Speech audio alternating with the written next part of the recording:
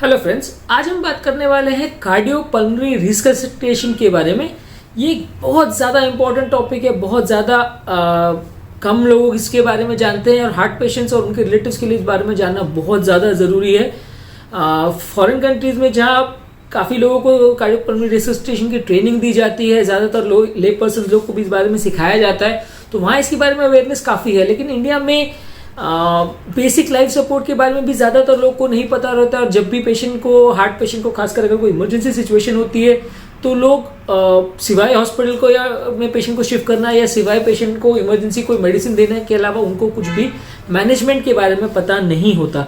इसलिए कार्डियोपल्मोनरी रिसससिटेशन के बारे में जानना बहुत ज़्यादा ज़रूरी है। हार्ट पेशेंट के जहाँ रिलेटिव्स वगैरह होते हैं वहाँ सबसे ज़्यादा प्रॉब्लम ये आती है कि पेशेंट को जब सडन कार्डियक अरेस्ट होता है या हार्ट बंद होता है तो सीपीआर के बारे में किसी को कुछ नहीं पता होता। और सीपीआर करने से एटलीस्ट घर से हॉस्पिटल तक पेशेंट को शिफ्ट करने का तो टाइम मिलने के आसार ज़्यादा रहते हैं, पेशेंट की जान बचने के चांसेस काफ़ी बढ़ जाते हैं। तो इसलिए बहुत ज़्यादा इंपॉर्टेंट टॉपिक है। लोग हमसे काफ़ी पूछते हैं कि सर इमरजेंसी के लिए कोई दवा बताएं, जब पेशेंट को तकलीफ होगा तो कौन सी दवा देनी है, क्या करना है। लेकिन सीपीआर के बारे में लोग बहुत कम समझते हैं, बहुत कम जानते हैं और उसके बारे में अवेयरनेस कॉमन पब्लिक में इंडिया में बहुत ज़्यादा कम है। आज हम बेसिकली बात करेंगे कि घर पर इमरजेंसी मैनेजमेंट में कार्डियोपल्मोनरी रिसससिटेशन कैसे करते हैं, कब करते हैं, क्या क्या चीज़ों का ध्यान रखना है, उसके बेसिक स्टेप्स कैसे होते हैं, कब चालू करना है, कब बंद करना है। इस बारे में सारे इंपॉर्टेंट चीज़ों के बारे में आज हम बात करेंगे। वीडियो थोड़ा सा लंबा ज़रूर होगा लेकिन काफ़ी इंटरेस्टिंग है, काफ़ी ज़्यादा यूजफुल है, इसलिए इसे प्लीज़ एंड तक देखें। सबसे पहले सीपीआर क्या है? सीपीआर यानी कार्डियोपल्मोनरी रिसससिटेशन, यानी जब हार्ट बंद हो जाता है तो कार्डियक मसाज के द्वारा या व्यक्ति को सांस देकर पेशेंट को रिवाइव करने के या बचाने की कोशिश की जाती है, तब तक जब तक पेशेंट को इमरजेंसी मेडिकल तक नहीं पहुंचाया जा सके या जब तक एम्बुलेंस अवेलेबल ना हो जाए या पेशेंट हॉस्पिटल तक ना पहुंचाया जा सके या उसका रिदम रिस्टोर ना किया जा सके, तब तक सीपीआर को करते रहना ज़रूरी है।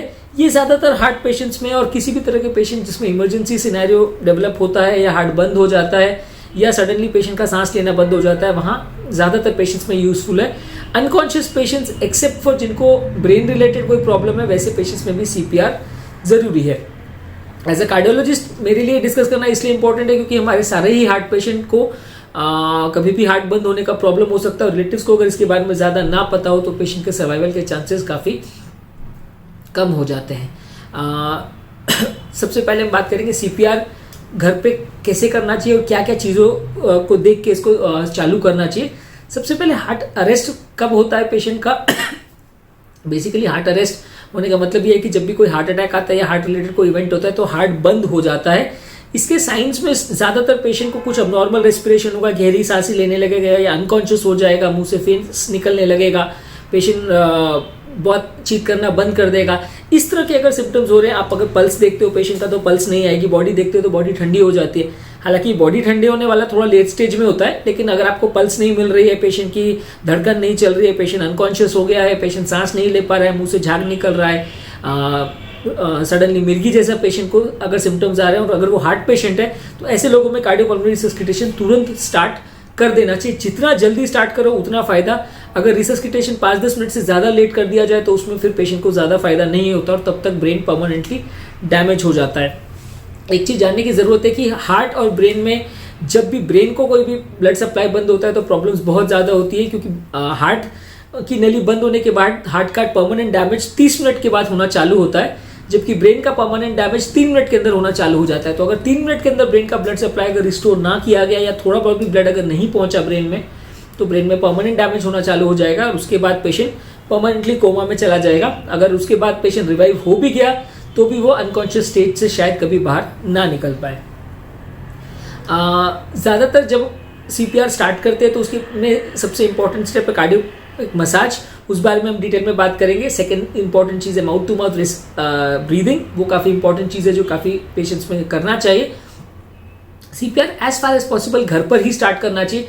हॉस्पिटल या पैरामेडिकल स्टाफ के आने तक का वेट करने में कई बार बहुत ज़्यादा लेट हो जाता है, इसलिए सीपीआर में अगर आपके पास हॉस्पिटल सेटअप में हो रहा है तो आपके पास डिफिब्रिलेटर अवेलेबल है, इमरजेंसी मेडिसिन वगैरह अवेलेबल है, तो वो सब स्टेप्स ऐड हो जाते हैं। घर पर बेसिकली आप पेशेंट का खाली कार्डियक मसाज और माउथ टू माउथ रेस्पिरेशन इतना ही ज़्यादा पेन कर सकते हैं। ज़्यादातर कार्डियक अरेस्ट वाले पेशेंट जिनको भी हार्ट रिलेटेड प्रॉब्लम है, हार्ट अटैक का प्रॉब्लम है, हार्ट का पंपिंग वीक है, इस तरह के लोगों को हार्ट अटैक आने का चांसेस ज़्यादा होता है। सबसे ज़्यादा रिस्क हार्ट अटैक के पहले कुछ दिनों में ज़्यादा होता है। हार्ट अटैक आने के पहले कुछ दिन या महीने सबसे ज़्यादा हार्ट बंद होने का रिस्क रहता है। कभी कभार सेंट में अगर सडन क्लॉटिंग वगैरह भी हो जाए या बाईपास की ग्राफ भी सडनली बंद हो जाए तो भी सडन हार्ट अरेस्ट में पेशेंट जा सकता है। हार्ट अटैक और कार्डियक अरेस्ट में फ़र्क है। हार्ट अटैक का मतलब हार्ट का नली बंद होने की वजह से हार्ट का जो दर्द होता है उसे हार्ट अटैक बोलते हैं, और कार्डियक अरेस्ट मतलब हार्ट जो बंद हो जाता है, रिदम बंद होने की वजह से, वो एक तरह से हार्ट अटैक का लास्ट स्टेज है, वो कार्डियक अरेस्ट बोलता है। सीपीआर आपको हार्ट अटैक में नहीं करना, कार्डियक अरेस्ट में करना है, यानी हार्ट जब बंद हो जाए उस स्टेज में आपको सीपीआर करना है। अब हम बात करेंगे इसके प्रोसीजर और स्टेप्स के बारे में। सीपीआर आपको तब स्टार्ट करना है जब पेशेंट का रेस्पिरेशन अबनॉर्मल हो जाए, वो गैस्पिंग जैसा गहरी गहरी सांसें लेने लगे, ग्रंट जैसी आवाज़ करे, स्नॉटिंग जैसी आवाज़ करने लगे। आपको सांस बंद होने तक का वेट नहीं करना है। ज़्यादातर पेशेंट कोई भी अनकॉन्शियस है, ब्रीथ प्रॉपरली नहीं कर रहा या सांस नहीं ले पा रहा, तो वैसे केसेस में आपको सीपीआर स्टार्ट तुरंत कर देना है। सबसे पहले बेसिक स्टेप्स, आप आसपास के सीन को इवैल्यूएट करिए कि पेशेंट को कहाँ लिटाया जा सकता है, क्या चीज़ों का ध्यान रखना है, वहाँ क्या क्या चीज़ें अवेलेबल है, वो सबसे पहले आपको ध्यान रखना है। पेशेंट का रिस्पॉन्स चेक करना है कि पेशेंट बात करने से या बुलाने से बोल रहा है कि नहीं, इसको टच करने से या पेनफुल स्टिमुलस देने से वो आंखें खोल रहा है कि नहीं, ये चीज़ों को असेस करना ज़रूरी है। सबसे पहले आप हेल्प के लिए चिल्लाएं या एम्बुलेंस को कॉल करें, ये सबसे ज़्यादा इंपॉर्टेंट है।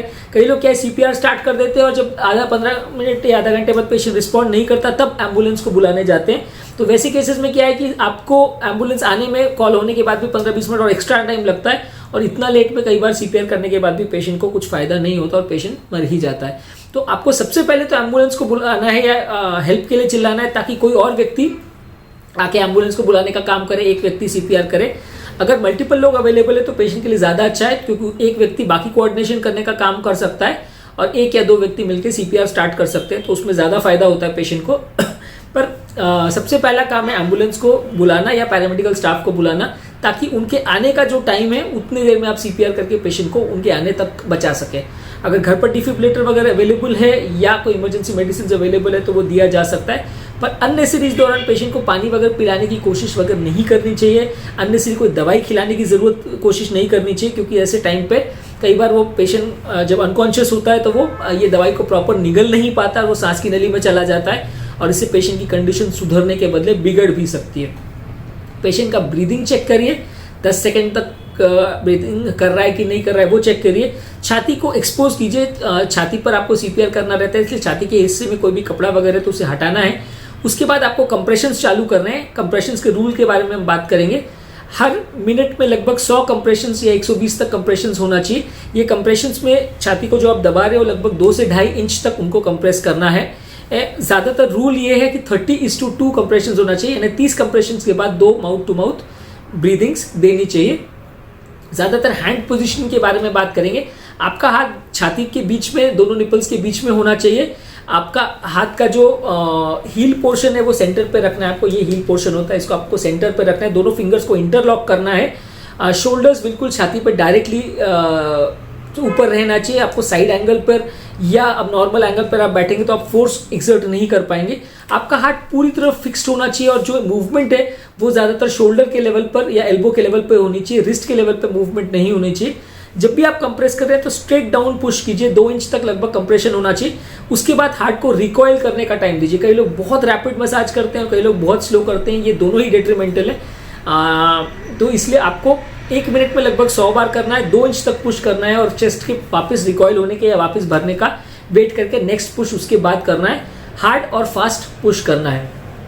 बच्चों में जिनके एज अगर 1 साल से ज़्यादा है, उससे लेकर प्यूबर्टी तक है, तो उसमें आप 1 हाथ यूज़ कर सकते हैं या दोनों हाथ यूज़ कर सकते हैं। बच्चों में बहुत ज़्यादा फोर्स नहीं यूज़ करना चाहिए, क्योंकि उसमें रिब्स वगैरह के फ्रैक्चर होने का चांस ज़्यादा है।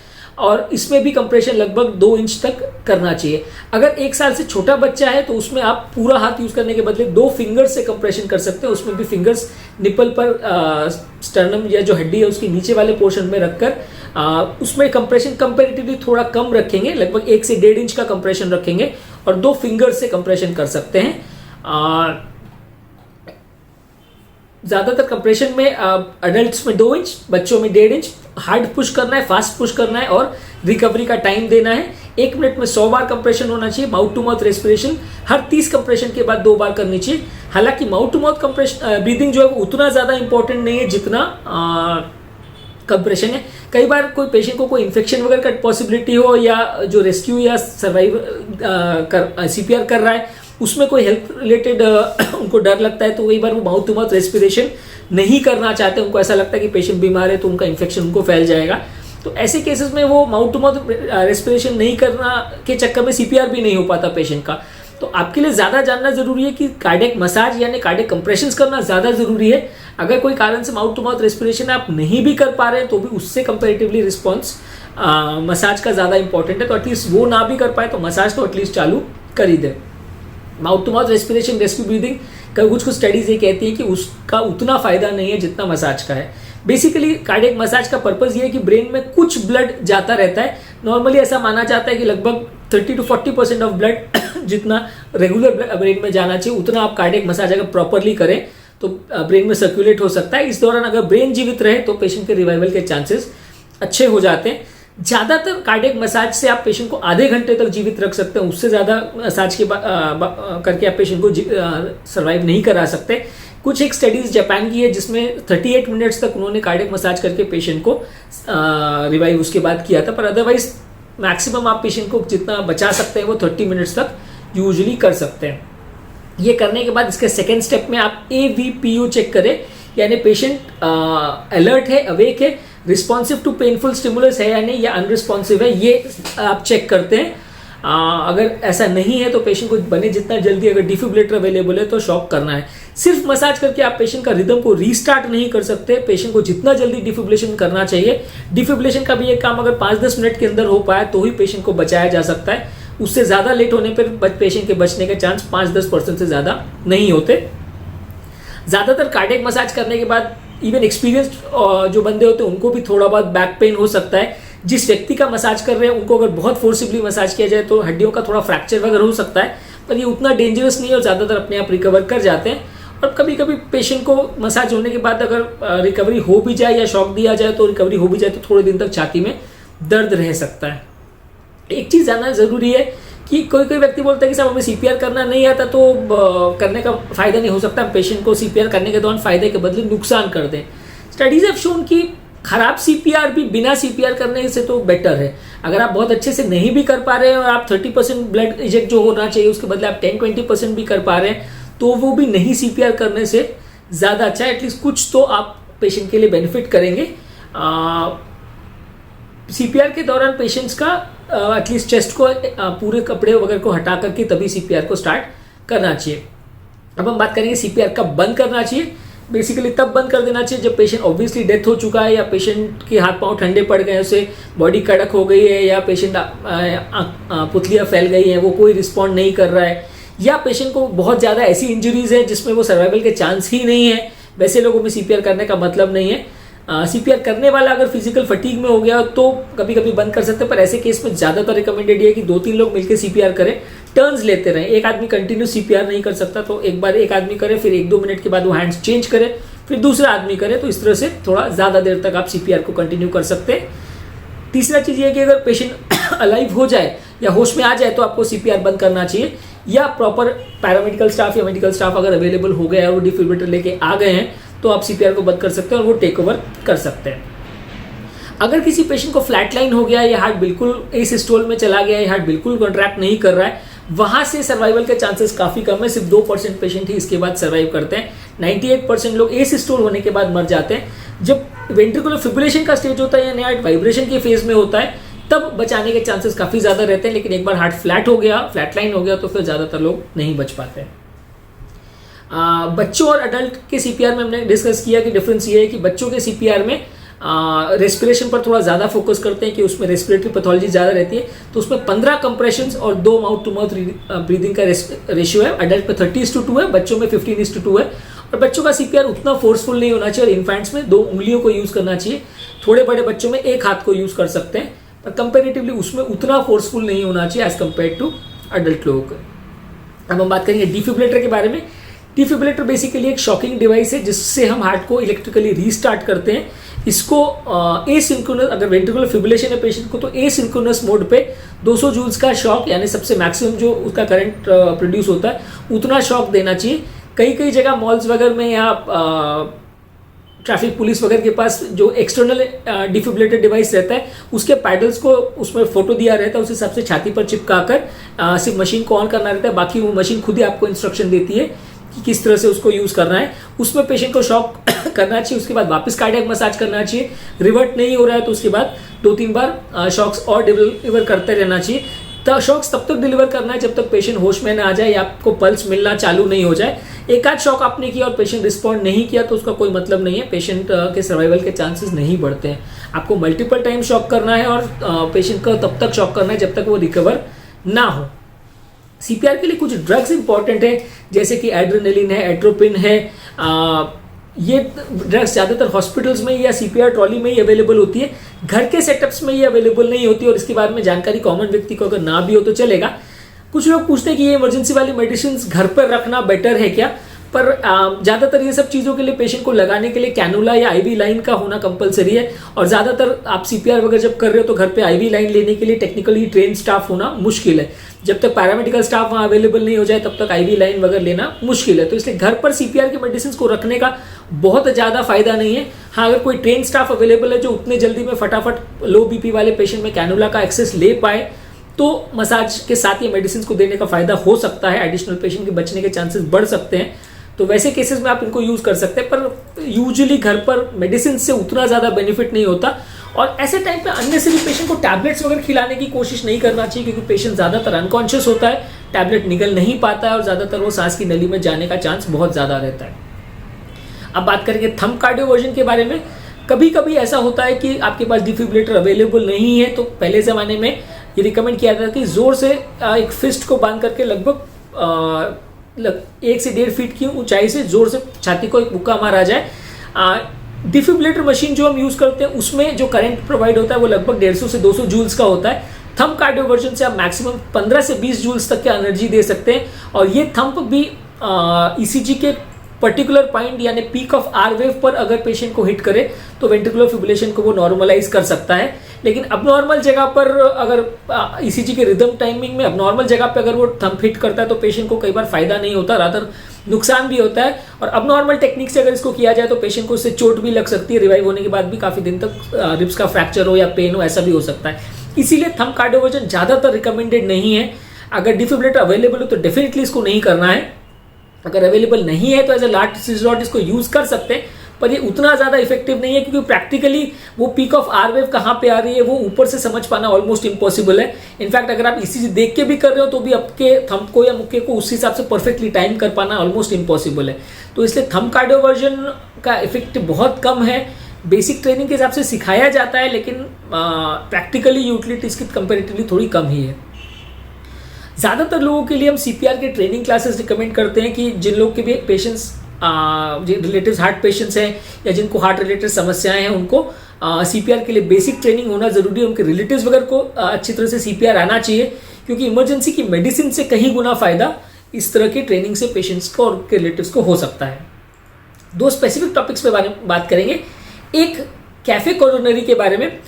किसी लोगों में कई बार क्या होता है कि खासकर जो नॉन वेजिटेरियन फूड खाते हैं तो कई बार अगर बात करते करते अगर आप खाना खा रहे हो तो कई बार गले में कोई नॉन वेजिटेरियन फूड आइटम की खासकर फिश बोन अगर गले में फंस जाए, सांस की नली जिसे लैरिंग्स कहते हैं, जो जहाँ से सांस निकलती है वो जगह पे अगर फिश बोन या हड्डी फंस जाए तो कभी कभी आदमी सडन चोक हो सकता है और उसमें जान जा सकती है। काफ़ी लोग इस तरह से मर भी जाते हैं। बॉडी सडनली पेशेंट को सांस फूलने लगती है, बॉडी नीली पड़ने लगती है, घबराहट होने लगती है, इस तरह के सिम्टम्स होते हैं। ऐसे केसेस में एक हेमलिच मैनूवर करके टेक्निक आती है जिसमें पेशेंट के एक मजबूत आदमी जो पेशेंट को खड़ा करके उसको पीछे से कमर की तरफ से ग्रिप करे और जोर से पेट को खींचे, जोर से प्रेशर लगाए ताकि वो झटके के प्रेशर से जो गले में हड्डी फंसी है वो बाहर आ जाए। इसे हेमलिच मैनूवर बोलते हैं। ज़्यादातर ये अगर पेशेंट इसके बाद भी रिस्पॉन्ड नहीं करे तो कार्डियक मसाज वगैरह चालू करना चाहिए, लेकिन हेमलिच मैनूवर कैफे कोरोनरी के पेशेंट्स पे स्पेसिफिकली यूजफुल है। हाँ, अगर किसी को कार्डियक अरेस्ट है जिसमें कोई हड्डी नहीं फंसी है या जिसको दूसरे कारणों से कार्डियक अरेस्ट है वहां पे ये वर्क नहीं करेगा। ये सिर्फ और सिर्फ तभी यूजफुल है जब पेशेंट की गले में कोई फूड पार्टिकल या कोई टुकड़ा है जो फंस गया है और उसको निकालने के लिए इसको यूज किया जा सकता है। इसके बारे में भी ट्रेनिंग होना जरूरी है और होटल स्टाफ को स्पेशली इसके बारे में ट्रेन करवाना ज़्यादा ज़रूरी है। घर पर भी एक प्रॉब्लम कभी कभी आ सकती है, जो लोग नॉन वेजिटेरियन फूड खाते हैं उसमें, या प्रॉपरली मैश किया हुआ या सेमी सॉलिड फूड ज़्यादा खाते हैं, हार्ड फूड ज़्यादा खाते हैं, वैसे लोगों में घर पर भी कभी कभी समस्या आ सकती है। तो इसलिए ये हेमलिच मनूवर जानना कॉमन लोगों के लिए भी ज़रूरी है। लास्ट में हम बात करेंगे जो लोग को ड्राउनिंग अगर हो रही है या डूब रहे हैं, उनको पानी में से निकालने के बाद आपको तुरंत कार्डियक मसाज करना है। वैसे लोगों में माउथ टू माउथ ब्रीदिंग कई बार उतना इफेक्टिव नहीं भी होता और कई बार मुंह से पानी निकालना ज़्यादा ज़रूरी होता है। ऐसे लोग का मसाज वगैरह कभी भी पानी की सतह के अंदर नहीं करना चाहिए, क्योंकि उसमें कंडीशन और बिगड़ भी सकती है। पेशेंट को पानी से बाहर लाएं, उसके बाद ही मसाज चालू करें और कोशिश करें कि सांस की नली क्लियर हो और जो भी पानी वगैरह अंदर फंसा हो वो प्रेशर या मसाज के द्वारा निकल जाए। कभी कभी आप पेशेंट को ऐसे केस में उल्टा करके पानी को निकालने का प्रयास भी करते हैं ताकि सांस की नलियों में जो पानी फंसा हुआ है वो निकल जाए और पेशेंट को सांस लेने में थोड़ी मदद मिले। लास्ट में हम बात करेंगे टॉपिक कॉमन लोगों के लिए इंपॉर्टेंट क्यों है। बेसिकली ये रिलेटिव्स के लिए और कार्डियक पेशेंट्स को जो भी केयर देते हैं उनके लिए सबसे ज़्यादा इंपॉर्टेंट टॉपिक है, सबसे ज़्यादा इग्नोर्ड टॉपिक है, क्योंकि ज़्यादातर अपने सेटअप्स में इंडियन सिनेरियो में लोगों को कार्डियक मसाज की ट्रेनिंग दी ही नहीं जाती है। और ज़्यादातर इवन कार्डियक पेशेंट के रिलेटिव्स को भी आप पूछोगे तो उनको मेडिसिन के बारे में ज़रूर थोड़ा बहुत जानकारी रहता है, लेकिन इमरजेंसी में पेशेंट को कैसे बचाना है, क्या करना है, उसके लिए उस बारे में ज़्यादा जानकारी नहीं रहती। और ये एकमात्र ऐसी चीज़ है जिसको एक्चुअली में करके आप अगर घर पर प्रैक्टिस करते हैं और अच्छे तरह से परफॉर्म कर पाते हैं तो पेशेंट के सर्वाइवल के चांसेस कई गुना बढ़ाए जा सकते हैं और काफ़ी खराब पेशेंट्स जिनको बचने के अदरवाइज कोई भी चांस ना हो उनको भी इससे बचाया जा सकता है। हमारे इस चैनल का बेसिक पर्पज़ ये है कि हम पेशेंट को और उनके रिलेटिव्स को हार्ट और हार्ट रिलेटेड टॉपिक्स के बारे में अवेयर करना चाहते हैं, ताकि वो पेशेंट के मैनेजमेंट और उससे रिलेटेड डिसीजंस में सिर्फ डॉक्टर्स पर और अपने रिलेटिव्स पर डिपेंडेंट ना रहें। कई बार ऐसा होता है कि डॉक्टर्स के पास कंसल्टेशन के लिए जब वो जाते हैं तो टाइमिंग्स वगैरह बहुत कम रहते हैं, इसलिए प्रॉपर जितनी रेलेवेंट इन्फॉर्मेशन है वो उनको नहीं मिल पाती है। इसलिए पेशेंट्स गलत सोर्सेज से इन्फॉर्मेशन लेके उस तरह से अपने पेशेंट को मैनेज करने की कोशिश करते हैं, जिसमें पेशेंट को फ़ायदा होने के बदले कभी कभी नुकसान भी होता है। आज के डेट में जहाँ हर चीज़ को हम कोई भी चीज़ परचेज करने के लिए, चाहे वो मोबाइल फ़ोन हो, कोई इक्विपमेंट हो, कोई व्हीकल हो या कोई गैजेट हो, परचेज करने से पहले हम हर चीज़ में रिव्यूज़ को देखते हैं, उनको समझते हैं और उसके बाद प्रोडक्ट के बारे में इंफॉर्मेशन जान के हम उस चीज़ को परचेज करते हैं। वही हेल्थ केयर सेक्टर में ये ट्रेंड अभी तक नहीं है, क्योंकि लोगों के पास प्रॉपर इन्फॉर्मेशन आज तक अवेलेबल ही नहीं थी। अगर आपको लगता है कि हमारा चैनल का कंटेंट आपके लिए यूजफुल है तो इस चैनल को सब्सक्राइब करिए, इस चैनल के वीडियो को लाइक करिए, और अगर आपको लगता है कि कंटेंट आपके फ्रेंड्स और रिलेटिव्स के लिए यूजफुल है तो इसका लिंक उनके साथ शेयर